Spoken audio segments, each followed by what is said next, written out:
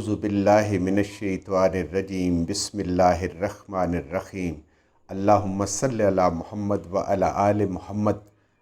اللہ جل شانہ کا بے حساب کرم احسان اس ذات کا کہ جس نے ایک دفعہ پھر قرآن مجید سمجھنے کے لیے یہاں پہ ہمیں اکٹھا کر دیا۔ آج ہم انشاءاللہ دوسرا پارہ سورہ بقرہ کی آیت نمبر 174 سے آگے اپنا سبق شروع کریں گے۔ سورہ بقرہ آیت نمبر 174۔ اعوذ باللہ من الشیطان الرجیم بسم اللہ الرحمن الرحیم ان الذین یکتمون ما انزل اللہ من الکتاب ویشترون بہ ثمنا قلیلا اولئک ما یأکلون فی بطونہم الی النار ولا یکلمہم اللہ یوم القیامۃ ولا یزکیہم وَلَهُمْ عَذَابٌ علیم۔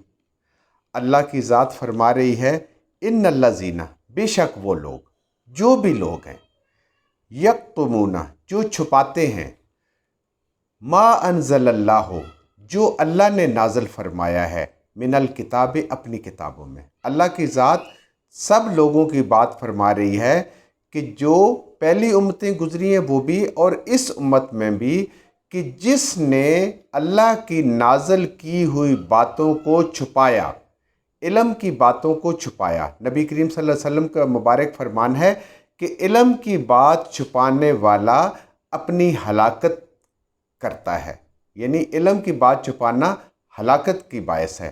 اور نبی کریم صلی اللہ علیہ وآلہ وسلم کے مبارک فرمان کا مفہوم ہے کہ سرسبز و شاداب رہے میرا وہ امتی کہ جس نے میری بات سنی، جس میں قرآن بھی شامل ہے، آپ کے اقوال بھی شامل ہیں، اور اس نے اس کو یاد رکھا اور اس نے اس کو دوسرے تک پہنچایا۔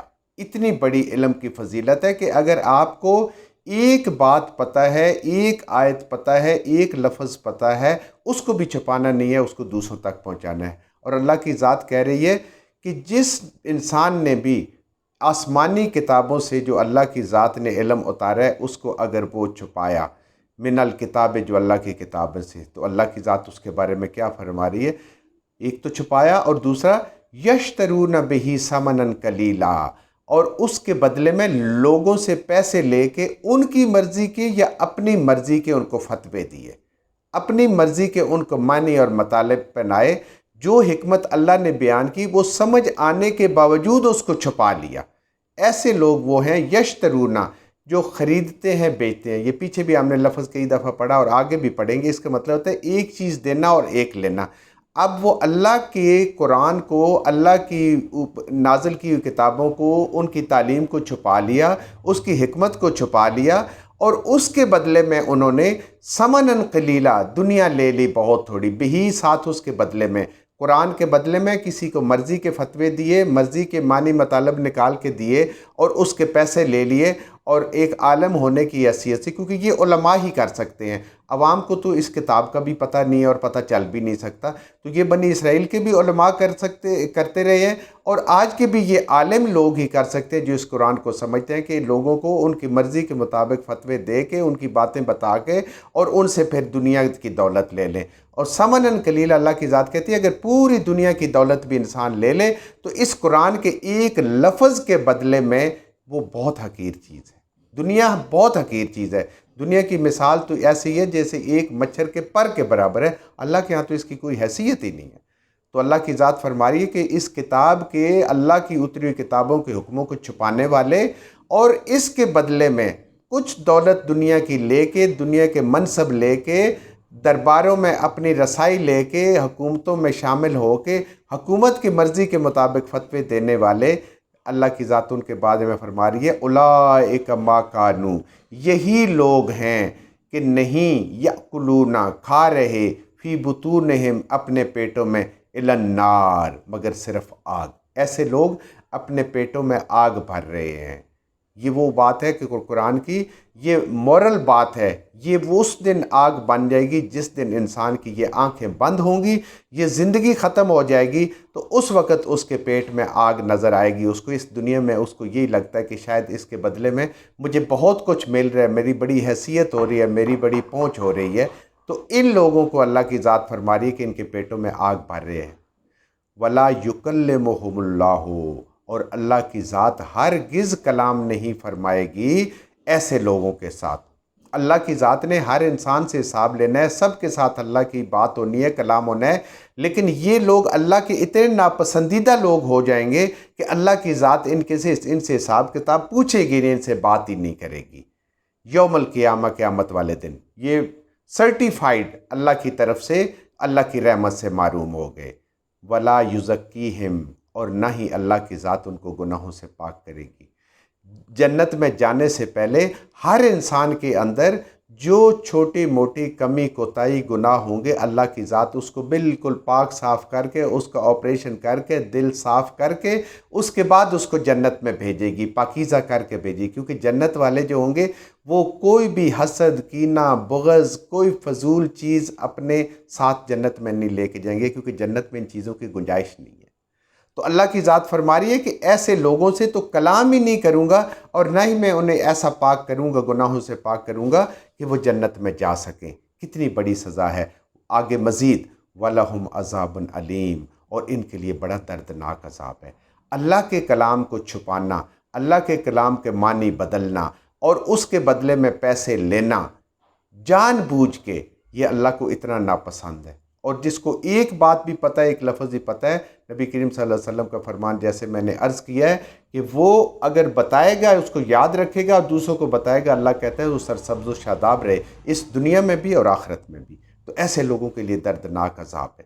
اس لیے علم کا چھپانا یہ باعث ہلاکت ہے، اور علم کو دوسروں تک پہنچانا یہ باعث رحمت ہے۔ اور جتنا انسان جو چیز خرچ کرتا ہے، یہ اللہ تعالیٰ کی سنت ہے، اللہ اس کو اور بڑھا دیتا ہے۔ جب انسان اپنے علم جو اس کو سمجھ آتی ہے اس کو دوسروں کے سامنے پیش کر دیتا ہے، اس کے سامنے بتاتا ہے، اللہ اس کے علم میں اور اضافہ فرماتے ہیں۔ اور جو علم کو چھپا کے رکھتے ہیں کہ صرف مجھے ہی پتہ ہے، سارے لوگ میرے پاس رجوع کریں، میرے سے پوچھنے آئیں، مجھے بڑا سمجھیں، میرے ہاتھ چومیں، مجھے علم والا سمجھیں، سارے میرے پاس، اگر میں نے دوسروں کو بتا دیا تو پھر تو لوگ ان سے پوچھ لیا کریں گے۔ ایسے لوگوں کی اللہ کی ذات فرما رہی ہے کہ وہ اپنے پیٹوں میں آگ بھر رہے ہیں، اللہ ان سے قیامت والے دن کلام نہیں فرمائیں گے، اللہ کی ذات ان کے گناہوں کو دور نہیں کریں گے، ان سے پاک نہیں کریں گے، ان کا تزکیہ نہیں کریں گے، اور ان کے لیے دردناک عذاب ہوگا۔ اولئک الذین، اور یہ وہ لوگ ہیں، اشتروا الضلالۃ، کہ جنہوں نے خرید لی، وہی میں نے عرض کیا کہ اشتری یہ سارے آتے ہیں کہ بارٹر سسٹم، ایک چیز لینا ایک چیز دینا۔ اب اللہ کی ذات اس بات کو مزید وضاحت فرما رہی ہے اس آیت میں کہ وہ لوگ کہ جنہوں نے سودا کر لیا کس کا، الضلالۃ، گمراہی کو، بالہدا، ہدایت کے بدلے میں۔ اللہ نے کتاب اتاری، اللہ نے قرآن اتارا، اللہ نے اپنے نبی صلی اللہ علیہ وسلم کو بھیجا کہ لوگ ہدایت لیں، تو لوگوں نے کیا کیا کہ اللہ کے اس کلام کو بیچ کے، لوگوں کے سامنے اس کو چھپا کے، اپنے مرضی کے معنی مطالب نکال کے انہوں نے گمراہی کو لے لیا اور ہدایت کو دے دیا۔ حالانکہ کیا ہونا چاہیے تھا، اس قرآن کے آنے کے بعد انسان گمراہی کو دے دے اور ہدایت لے لے، لیکن انہوں نے اس کا الٹ کام کیا، انہوں نے اس قرآن سے بھی گمراہی لے لی اور ہدایت کو چھوڑ دیا۔ والعذاب المغفرہ، اور انہوں نے عذاب لے لیا مغفرت سے۔ قرآن پڑھ کے، اللہ کے حکم مان کے انسان مغفرت لیتا ہے، بخشش لیتا ہے، لیکن انہوں نے عذاب کو لے لیا اس دنیا کے بدلے میں۔ اس دنیا کی اتنی محبت دل میں ڈالی، اپنے دل میں رکھی کہ اس عذاب کو لے لیا اور اب مغفرت کو چھوڑ دیا، اللہ کی بات کو، اللہ کے حکموں کو چھوڑ دیا۔ فما اصبرہم علی النار، اللہ کی ذات کہہ رہی ہے یہ کیسے لوگ ہیں کہ جو اتنی بڑی آگ، جہنم کی آگ، اس کے اوپر صبر کیے بیٹھے ہیں، یہ بہت بڑی بات ہے۔ ذالک بأن اللہ، یہ اس وجہ سے ہے، یہ جو آگ کی سزا انہیں ملی ہے یہ اس وجہ سے ہے کہ نزل الکتاب بالحق، اللہ کی ذات نے اس کتاب کو سچائی کے ساتھ اتارا، ایک مقصد کے لیے اتارا۔ مقصد کیا تھا کہ لوگ اس سے مغفرت حاصل کریں، لوگ اس سے ہدایت حاصل کریں، لوگ گمراہی سے بچیں، لوگ عذاب سے بچیں، لیکن انہوں نے اس کتاب کو چھپا لیا اور انہوں نے حق کو چھپا لیا۔ اس وجہ سے وہ آج اللہ کے حق کو چھپانے کی وجہ سے اس عذاب کے مستحق ہو گئے۔